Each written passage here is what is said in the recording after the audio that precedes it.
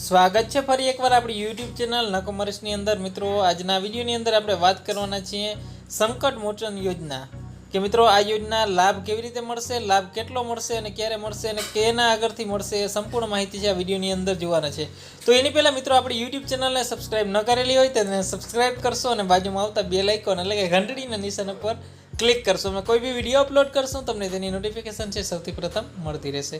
મિત્રો લાભ કોને મળી શકે છે તો બીપીએલ 0 થી 20ની સ્કોરની અંદર જે 0 થી 20ની અંદર આવતા હોય તો પરિવારના મુખ્ય જે કામદાર સભ્યનું તારીખ 15/8/1995 પછી જે કુદરતી રીતે અકસ્માતમાં અવસાન થયેલું હોય, અકસ્માતથી થયેલા અવસાન પછીના 2 વર્ષની અંદર અરજી થયેલી હોવી જોઈએ।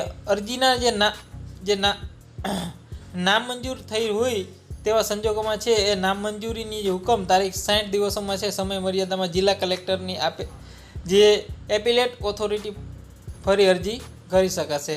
તો કે મિત્રો જે બીપીએલની અંદર આવતા હોય અને 0 થી 20 સ્કોરની અંદર આવતા હોય તો એ જે પરિવારનો મુખ્ય જે કામદાર હોય સભ્યનું જો 15/8/1995 પછી કુદરતી રીતે મૃત્યુ થાય તો આ અકસ્માતની યોજનામાં છે લાભ મળી શકે છે।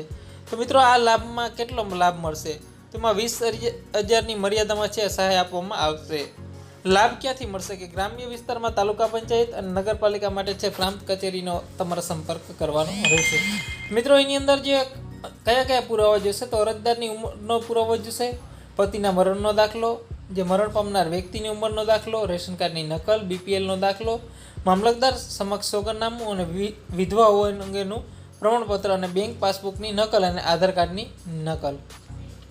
તો મિત્રો આ સંકટ મોચન યોજનાની અંદર છે એટલા પુરાવા જોશે। તો સંકટ મોચન યોજના તમને વિડીયો સારો લાગ્યો હોય તો લાઈક કરી દેજો, વિડીયોને શેર કરશો અને કોમેન્ટ બોક્સની અંદર કોમેન્ટ કરશો।